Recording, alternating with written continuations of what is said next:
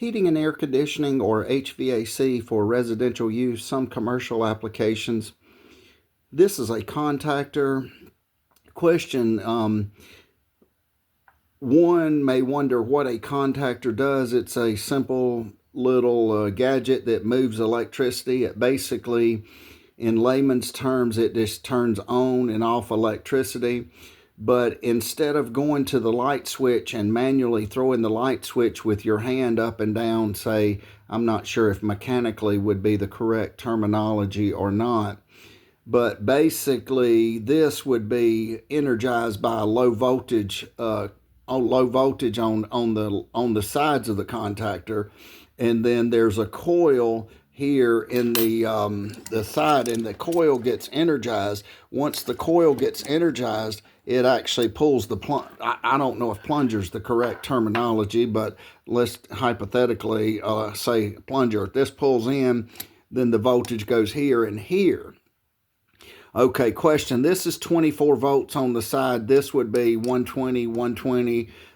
This would be 0, 0 until this is pulled in. Once this is pulled in, then this 120 goes to here. You have 120 here. This 120 goes here. If you take collectively 120 and add 120 and 120, that's going to be 240. So we have 240 volts. But the question here is, okay, one may wonder, this is just low voltage wire. I'm not sure if it's 18 gauge or whatever, and it could come off here in stranded wire and you pigtail it, or I'm not sure. It could.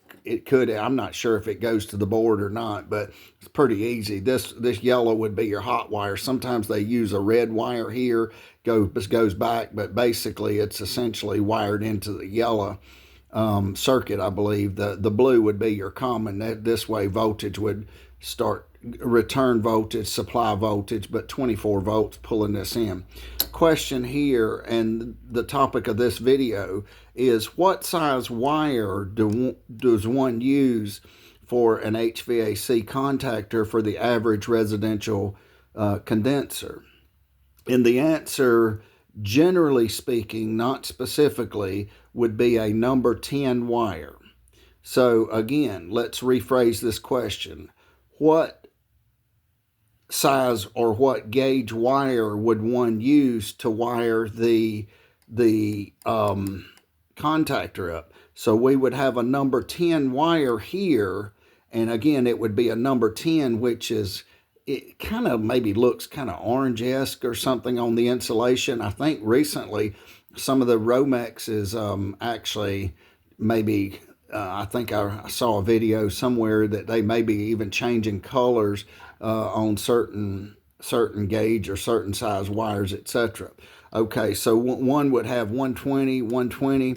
Okay, now this wire, the optimum way to do this would be go out through the system. Then you would have two hots and then a ground. So there would be a ground terminal somewhere, and that would just be your bare copper wire. Okay, and your other two wires on your number 10 wire, the ideal situation would go to a quick disconnect. So, and one may ask, what is a quick disconnect? It's a little box that's normally speaking is attached to the wall, and it has a little whip that goes to the unit, which the wire's in there just to ensconce the wire to keep it from the wire from getting either sunlight or in degrading or rain, I'm not sure, but it goes, and then you take two fingers or even throw it. Some of the older ones even have like the bullet fuses in them, and some of them have a fuse in it. Now, a lot of them, and the vast majority of them, have a thing where you just take your index finger and your second finger and you pull it out.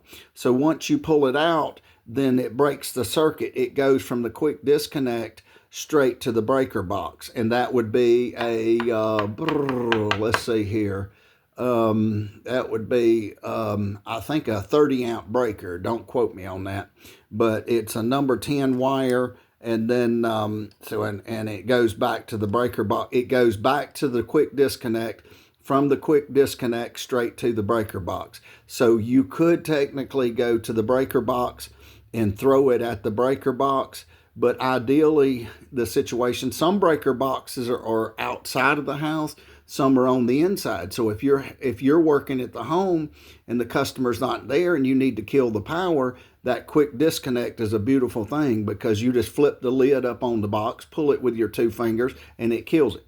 One caveat: always check your voltage after you pull it to be certain there's no voltage here, because this is high voltage, and it could wreak havoc, but that's a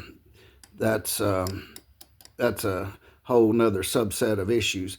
But notwithstanding, I would my opinion is I would always check the voltage if it were me on here, to make sure that if I had pulled the quick disconnect, there was no voltage. So again, recapping: a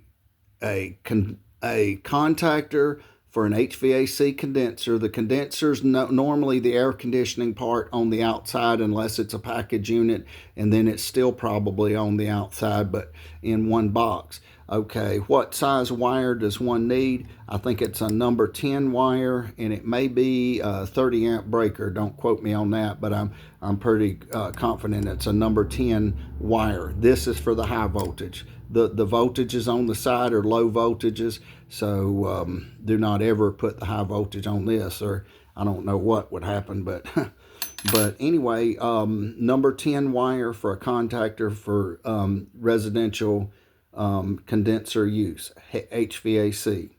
I hope it helps.